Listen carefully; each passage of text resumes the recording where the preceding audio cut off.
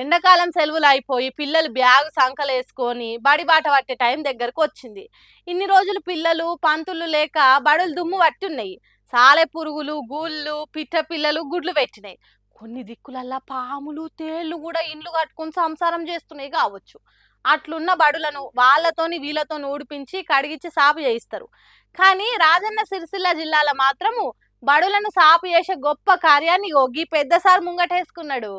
వారెవ్వా బండి సంజయ్ సారా మజాక చదువుల ఇల్వ తెలిసి చదువుకుంటే ఎంత మంచిదో తెలిసి నేటి బాలలే రేపటి పౌరులు అని మనసు నిండా నమ్మి ఎండాకాలం సెలవుల తర్వాత బడికి రాబోతున్న పిల్లల కోసము బడి బల్లలు సాపు చేస్తున్నాడు. ఇట్లా మురికిని అడిగి ముద్దుగా తయారు చేస్తున్నాడు. అంగి నలగకుంటా మీదొక్క నీళ్ళ సుక్క పడకుంటా మట్టి మసి మరకలు అంటకుంటా నీళ్లపై బట్టి కడుగుడు అంటే మామూలు ముచ్చట. సార్ నీళ్లు పోస్తుంటే కడుమూలు చీపులు పట్టి ఉడుస్తున్నారు. కడుగుడు అంటే గిట్లనే నా సారు చెమటలు రావాలి, ఏదో వీడియో కోసము సోషల్ మీడియా కోసమే చేసినట్టు ఉన్నదని అనుకుర్రి బండి సార్ ఫ్యాన్స్ అట్ అవుతారు. మళ్ళీ ఇట్లా ఏసుడు మంచినే ఉన్నది కానీ అదే చేతితోని సంజయ్ సార్ కొన్ని పనులు చేయాలని అంటున్నారు తెలంగాణ పబ్లిక్. ఇక అవేంటి అని అంటే 100,000 సర్కార్ బడులకు బాత్రూమ్లు కూడా లేవు. వాటిని గుర్తించి ఆడవిల కోసం కట్టిస్తే మంచిది అంటున్నారు. అట్లనే ప్రహరీ గోడ లేని ప్రతి స్కూల్ కు రక్షణ కల్పిస్తే బాగుంటది అంటున్నారు. ఇక పంతులున్న కాడ పిల్లలు లేరు, పిల్లలున్న కాడ పంతులు లేని బడులు ఎన్నో ఉన్నాయి. ఇక వీటిని సరి చేస్తే ఇంకింత మంచిది అంటున్నారు. అట్లనే ఆడవిలను సిడాయించే ఫాల్తుగాలు తయారవుతున్నారు. ఇవాళ రేపు వాళ్లకు పోక్సో చట్టం గురించి వివరంగా బండిసారే చెప్తే మస్తు మంచిగా ఉంటదని అంటున్నారు. కాంగ్రెస్ సర్కారు వేల కొద్ది సర్కార్ బడులను మూసేయించే ఉపాయం చేస్తున్నది.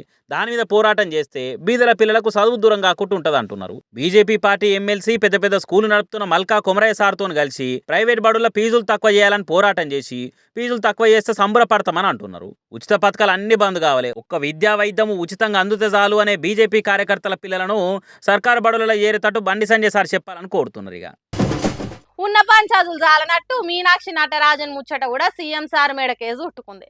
ఆమె నామినేషన్ కొట్టేసడానికి రేవంత్ రెడ్డి కుట్రుంది అనుకుంటా అన్ని పార్టీలు బయటికే బాగా చెప్తా మాట్లాడుతున్నారు. అయితే అసలు రేవంత్ రెడ్డికి ఆ ఆలోచన ఎందుకు వచ్చింది, వెనుక ఏమేం జరిగింది అనేది కేటీఆర్ సారు ఆయన అరుచుకుందంతా చెప్పుకొస్తా అంటుండు.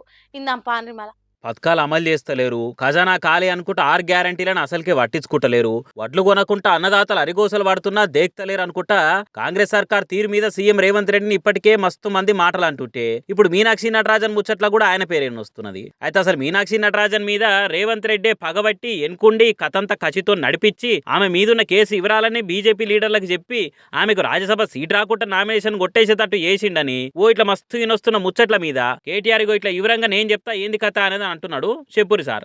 మీనాక్షి నటరాజన్ గారు సిన్సియర్ లీడర్. ఆమె పాపం ఆమెకి ఇక్కడ ఇన్ఛార్జ్ ఉంటే రేవంత్ రెడ్డితో ఏదో మొత్తానికి ఏదో పంచాయతీ పడ్డది. నువ్వు ఇట్లా గరీబోల ఇండ్లు గుల్లగొట్టకని చెప్పిందట. ఆమె గరీబోల ఇండ్లు గుల్లగొట్టక మంచి పద్ధతి కాదు.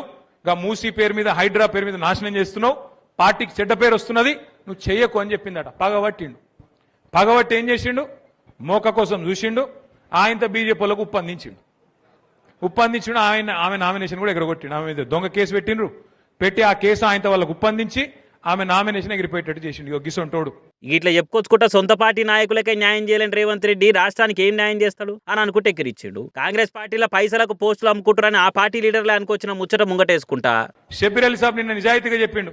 ఏమన్నాడు, పైసలు తీసుకొని కాంగ్రెస్ లో ఆయనతో అన్ని అమ్ముకుంటారు అని చెప్పిండు. వాస్తవం. ఆ రోజు కోమటిరెడ్డి వెంకటరెడ్డి గారు చెప్పిండు 50 కోట్లకు పీసీసీ అధ్యక్ష పదవి అమ్ముకున్నారని. మరి ఇప్పుడు ముఖ్యమంత్రి పదవి కూడా అమ్ముకున్నారు కాబట్టి రాహుల్ గాంధీ కూడా ఏమి చేయలేని అశక్తతలో ఉన్నాడు. అదట పైసలు తీసుకునే సీఎం పోస్ట్ ఇచ్చిండు కాబట్టి రాహుల్ గాంధీ కూడా ఏం చేయలేకపోతుండు అని చెప్పుకుంటా ఇటు రేవంత్ రెడ్డిని అటు హైకమాండ్ ను కలిపి హోల్సేల్ కరుచుకున్నాడు. ఇట్లా ఏదో ఎమ్మెల్యేలు ఎంపీలు కింది స్థాయి లీడర్లు అందరూ ఒకరి మీద ఒకరు కొట్లాటలు పెట్టుకోనో కస్సు అనుకుంటా కయ్యాలు పెట్టుకోనో కుట్రలు చేసుకుంటా తోటి లీడర్లనే ఆగం చేస్తారనో ఇప్పటికే కాంగ్రెస్ పార్టీ కడివెడు బదనాం మోస్తున్నది. అది చాలన్నట్టు ఇట్లా సీఎం పేరే కుట్ర కోణలు నిన్నొస్తుండే వరకలా ప్రతిపక్ష పార్టీ లీడర్లకు ఇదో సరికొత్త అస్త్రం దొరికినట్టు అయిపోయింది పోరి.